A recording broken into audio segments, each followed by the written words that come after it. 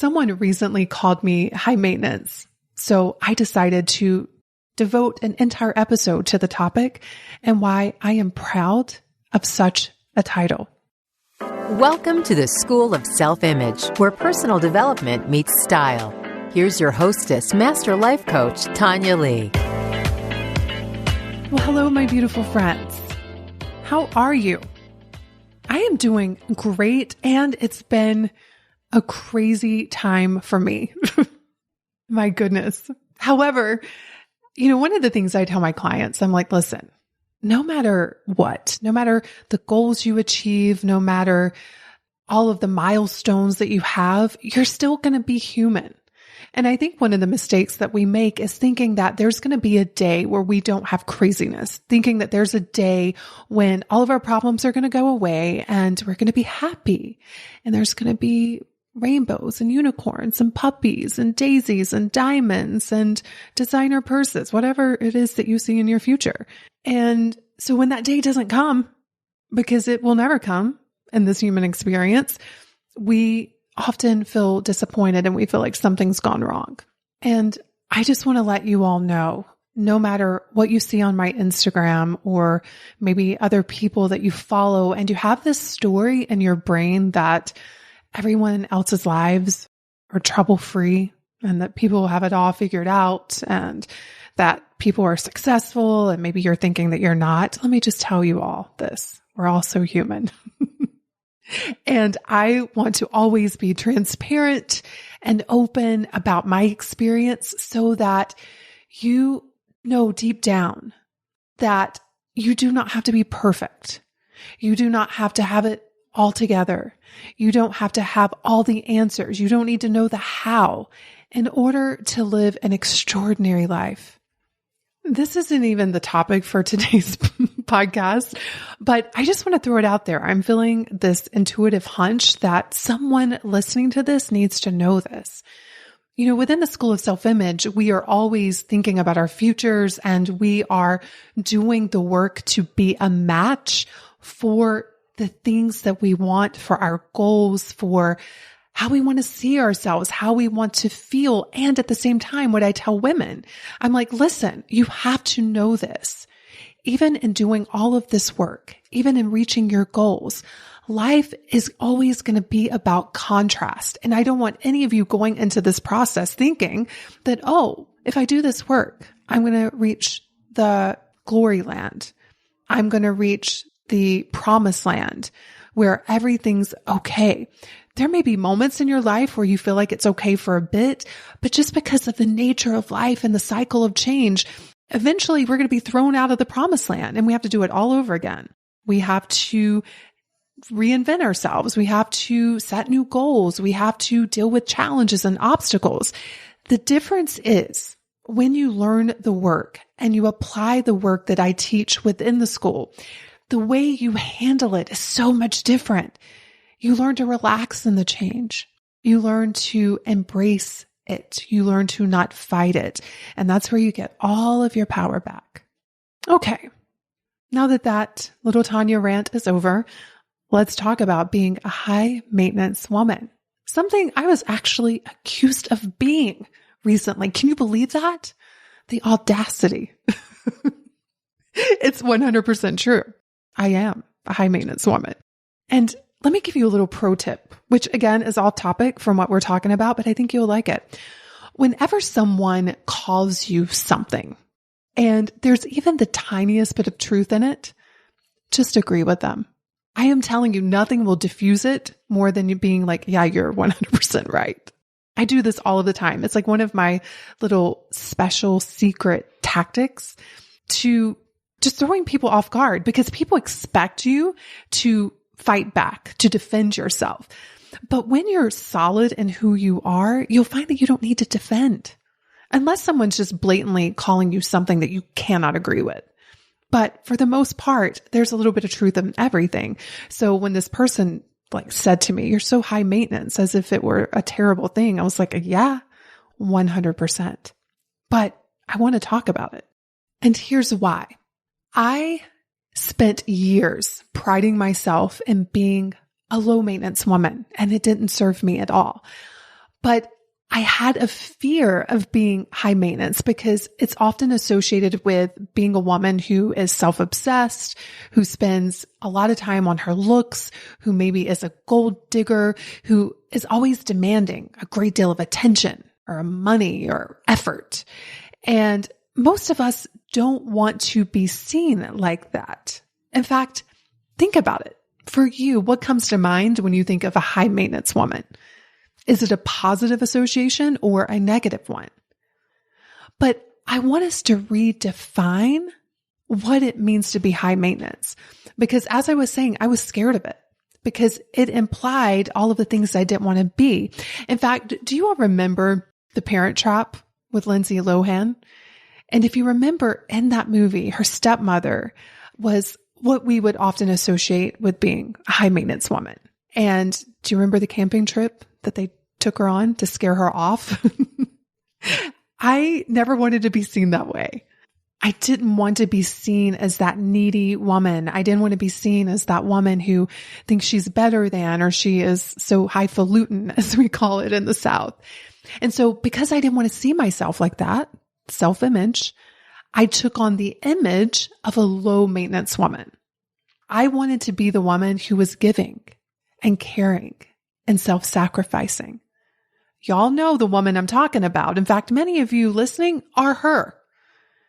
And so for me, being low maintenance was my badge of honor.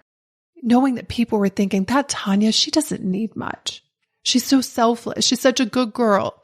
She'd give you the shirt off her back. She's so easy to be around. I mean, these seem like fantastic qualities, don't they? But the truth is, when you think about it, do you want to be a woman that doesn't need much, that doesn't ask for much, that settles? Do you want to be a woman that ignores herself to give to everyone else?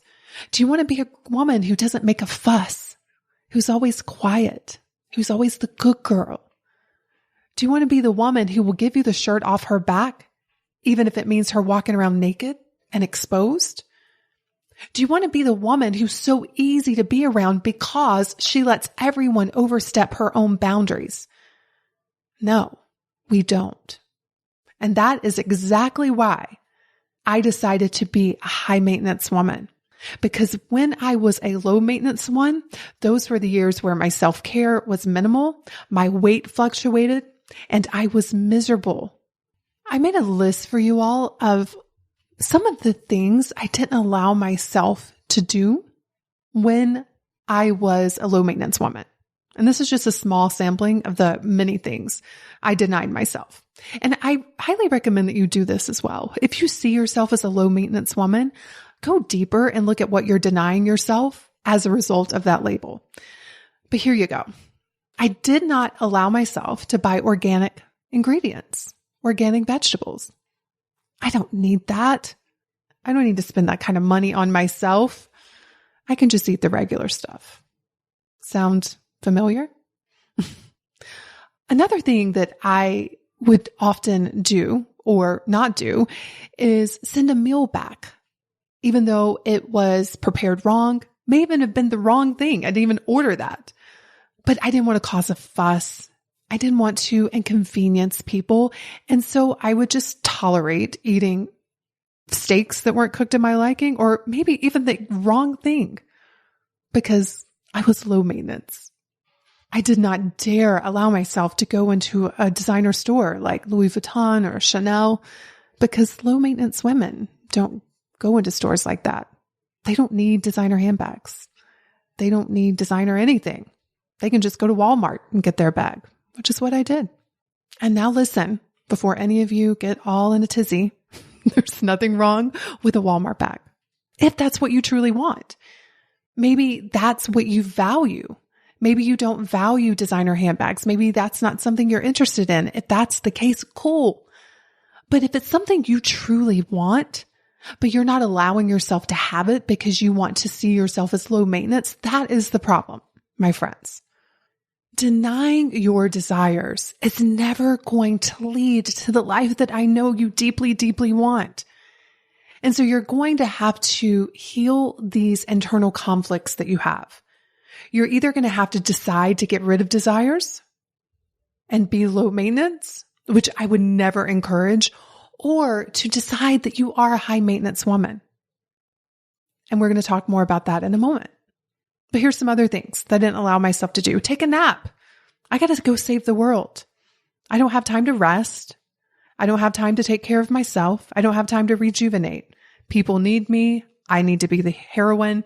So I exhausted myself. Buy myself flowers. That was ridiculous. I need to save money. I need to be practical. I need to be low maintenance. Low maintenance women don't buy themselves flowers. What about book a massage or facial? Never. I don't think I had my first massage or facial until I was in my late 20s, number one. And then it was so awkward to do that for myself because it's not something I saw the women in my family do. I didn't see a lot of women around me doing at the time. And so I thought something was wrong with me, that I actually wanted this. I had a lot of guilt and shame around it. Fortunately, I don't any longer. I don't want you to either. But I had to work through a lot of limiting beliefs and negative emotions around even having a regular massage because I spent so many years of my life being low maintenance and thinking that was a good thing. What about enjoy being honored and appreciated? That is misery for a low maintenance woman. She doesn't want the attention. She doesn't want to be noticed. She wants to be the quiet, good girl. And so I would avoid attention like the plague. It was so uncomfortable. And I really think part of my weight issue was that I didn't want the extra attention. And in my crazy brain, I thought extra flesh would guard me from that. Ironically, it did the opposite. It caused people to notice me even more, which was horrific for me. I also didn't waste time, quote unquote, on skincare and makeup. Come on, it's just skin and makeup. Who cares? Doesn't matter. These are the things that I told myself. But I won't deny when I looked in the mirror and saw my face and how it obviously was not being cared for properly, and secretly envying the women that I saw who took the time to put makeup on their face. Those things were wake-up calls for me to actually look at and investigate why I was denying myself of something that would actually feel good. And then the other thing on my list that I didn't allow myself to do when I was low maintenance was to tell people to back the hell off, meaning having boundaries. I would just let people run all over me because, again, I didn't want to inconvenience anyone. I am a people pleaser. So my job was to please everyone at my own expense. So fast forward to today, I am now called by some people high maintenance. And it's not like I woke up one day and decided to be a high maintenance woman. But what I did do is I started to make a series of decisions that affirmed what I wanted to believe about myself, which was I am a woman who is worthy. So for this episode, I actually went to the Googles and looked up what high maintenance means. And here are a couple of the definitions that I saw. Needing a lot of care and attention to remain in good condition. I love that one. Also, a woman who places exceptionally high standards. So to me, low maintenance was really code for low self-worth. Low maintenance also meant having low standards. On the other spectrum, high maintenance means having a sense of self-worth, knowing that you deserve the attention and the care to keep yourself in the best condition. It also means having high standards from what you expect of yourself to what you expect from your life. Because as I've said it before, you do not get what you want in life. You get what you tolerate. And oftentimes when we're being low maintenance women, guess what we're doing? We're tolerating a lot of things that we don't want. And as a result, we keep getting more things that we don't want. But then our society really rewards low maintenance things. So it makes sense that we would do this. We talk about low maintenance homes and low maintenance cars. These are things that don't really need too much care and attention. But we're not a home and we're not a car. We are human beings. More specifically, for the majority of people listening to this podcast, we are women. We are women with desires. We are women with wants. We are women who do require care and attention. Think about the things we need. We need sunshine and water and rest and love and beauty, self-care, good food, laughter, connection. And then think about the things that we want on top of our basic needs. In fact, I want you to ask yourself two things right now. What do I need and what do I want? See what comes up for you. And are you giving it to yourself? Are you making room for that in your life? Or do you pride yourself in being so low maintenance that it's costing you an extraordinary life? If so, it's got to stop, especially under my watch. I want you to see yourself as a Ferrari. Ferraris are expensive to maintain. The oil changes, I don't even know what they cost, but I've heard they're very expensive. To get them worked on costs a lot of money. The gas that you need to put into a Ferrari is more expensive. The oil that you use in a Ferrari, way more expensive. I love that I'm talking like I know so much about cars. But this is just what I've heard through the grapevine. It's very expensive to maintain a Ferrari. But she's a Ferrari. She's hot. She's gorgeous to look at. She runs exceptionally well. She's fast. She's rare. She's exotic. And that's how I want us to see ourselves as women, not a reliable Chevy. It's a big difference. Now, you may be thinking, but Tanya, what if I want to be a reliable Chevy? And that's great. But I have a feeling the majority of women that I'm talking to in my community, that's not what our soul's aspiration is. We didn't come here to be ordinary. We didn't come here to be practical. We came here to experience the wonder and the awe of living an extraordinary life. And we're never going to have that kind of life by being low maintenance.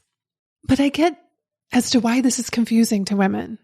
Because in our society, if you take amazing care of yourself, you're called high maintenance and you're ridiculed. She cares too much about her looks.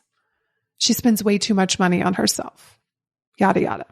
However, if you don't do that, you're called lazy and you're ridiculed. So as women, we must decide how we want to see ourselves and how we want to treat ourselves as a result. We must decide what our standards are for ourselves. And this is a lot of the work that we do within the School of Self-Image. In fact, there's one whole class where women write out their personal standards, and the work is to live into them. But that's what a woman who's high maintenance does. She decides for herself what her personal standards are. But you also need to decide when you feel best about yourself and what you need in order to curate your life around that. And here's what y'all must know. When you start to make high maintenance choices like putting up boundaries, taking time to take care of yourself, investing in yourself, there are going to be people that have lots of opinions about your choices. Let them have their opinion. Because do you know whose opinion really counts? Yours. High maintenance women know this. You can't please everyone, and trying to do so is a low maintenance trick. People have a lot of thoughts about me and how I live my life. I've had people make comments on how much money I've spent on a handbag. I have people that have made comments on me getting my pedicures and my facials and my manicures and my eyelash extensions, which, by the way, I absolutely love. And they get to have their opinion. I know for me that my years of being low maintenance were the years that I struggled the most. However, when I started to make deliberate choices that were considered by some high maintenance, that is actually when my life got so much better. I was happier. I was being more intentional. I was taking care of myself. I was setting boundaries. And yes, I was also starting to take care of my beauty in a way that I'd never done before. even things like eyelash extensions and going to get my facials. That's just a small part of it. Being high maintenance is not just about beauty. And I think this is why many women resist being high maintenance, because we associate the term with being someone who's vain, who's so obsessed with their looks. But I also think there's nothing wrong with saying, I do care for how I look. I want to be someone who makes decisions that keeps me in great condition. I have no shame in saying that. But high maintenance to me is about something so much bigger. It's taking care of yourself emotionally, spiritually, and physically. And ladies, let me just say this real quick, because for those of you who are single, there's a big fear around being high maintenance in a man's eye, right? We're afraid that if we're too high maintenance, we're going to scare off men. So I just want to say a couple of things about this. Become a woman who doesn't expect the man to do these things for you. Learn to take care of many of your own needs. Now, that is not to say that you don't have requests and you don't have desires from other people, especially the people that you're dating. And this is something that I've had to coach women around because they were confused. They're like, but we shouldn't have needs. We should take care of our own needs. I'm all about being aligned, which means think about the person you want to see yourself with and think about how you would feel if you were with that person, and then do the work on feeling that way now. So if you think about it, you're going to be feeling loved. You're going to be feeling relaxed. Maybe you're feeling confident. Maybe you're feeling at ease. A lot of times we mess this up because we want the other person to give us that. And so we're not a match for it. You have to learn how to feel those emotions now in order to attract that into your life. And I'm also about women being honest about what they want. Having your desires, but not wanting it from one particular person. Because if you're trying to get it from someone who's unwilling to give it to you, you're going to be perpetually frustrated. So as a high maintenance woman, learn to maintain yourself and to create your feelings on purpose so that you can be a match for that of which you deeply, deeply want. And the other thing I just want to say, if you attract a man into your life who thinks you are high maintenance, this is a problem. This is most likely a man who does not want to do the work that it's going to require to have a woman of your caliber in his life. He wants the easy route. He wants to be a lazy partner. He wants to not have to work that hard. And you just have to ask yourself, is that what you want? Do you want to be with a man who wants to drive a Chevy because it's not going to require that much from him? Or do you want to be with a man who is willing to put in the maintenance to drive that Ferrari because he knows it's rare and he knows it's going to be a better experience for him? Now, there are people that like Chevys who want to be with a Chevy and who want to be a Chevy, right? But then there are people who want to be a Ferrari and they want to be with a Ferrari. And you just have to decide which one you are.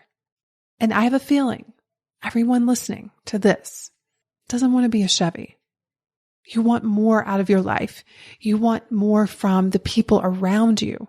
This means you must embrace being high maintenance and letting go of the people around you who expect you not to maintain yourself with high regard, with care, with love, with attention.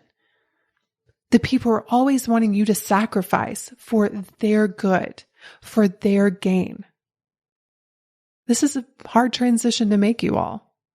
I get it. It took me years of making intentional choices to weed out that noise and that clutter in my life. And even now, there are people that slip into my life and call me high maintenance.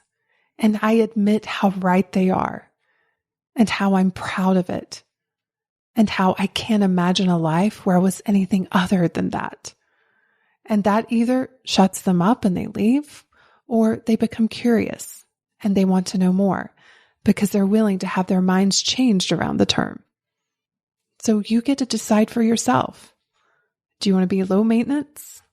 Or do you want to provide yourself with the care and attention that you need to remain in the best condition possible, also known as high maintenance? It's your choice. I hope you choose the latter, my friends. Have a gorgeous week, and I will see you in next week's episode. Cheers. Hey, have you grabbed your free copy of the School of Self-Image Manifesto?